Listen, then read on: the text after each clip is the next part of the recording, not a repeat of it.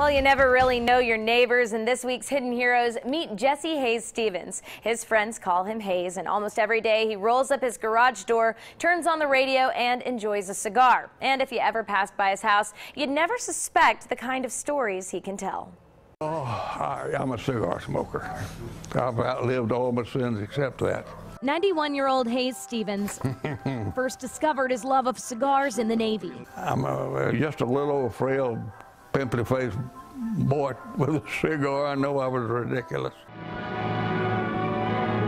At 17, he found himself in the Philippines fighting in World War II, harassed, as he calls it, by nighttime air raids. And I was in ta-ta-ta-ta.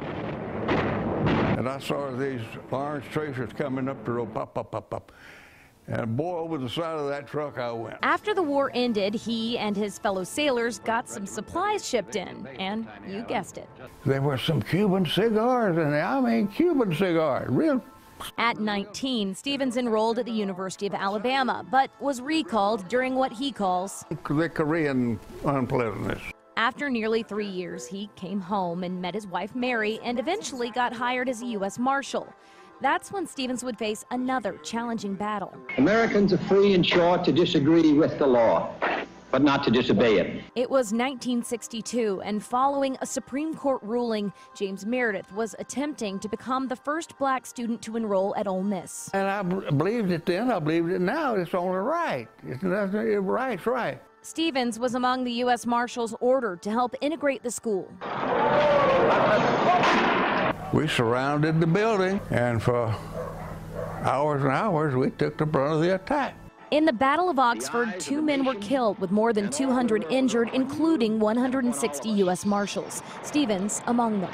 Would you like to see the letter from the president? I would love that. Wow. Let me see if I can dig it up. Stevens still has the letters he received from John and Bobby Kennedy, the White House, thanking him and wishing him a speedy recovery. John Kennedy.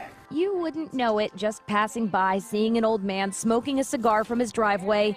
Hayse Stevens truly is a hidden hero, whether he believes it or not. Of course, I was, as a law enforcement officer, as a deputy U.S. Marshal, I couldn't pick and choose as to what I had to do. Now, even though Stevens just feels like he was doing his job, it's like he said it himself. What's right is right.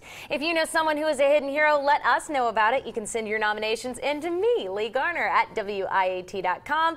Your hero might just be chosen for an upcoming segment. Had a lot of fun with him. Yeah, so many hidden heroes out there. You really found one in this guy, and I do love his statement, what's right is right. Yeah, for things just to be that clear cut. You know, he said all along, I was just doing my job. I asked him, you know, were you scared? What gave you the strength? What made your decisions? And he just said, you know, what's right is right. Right.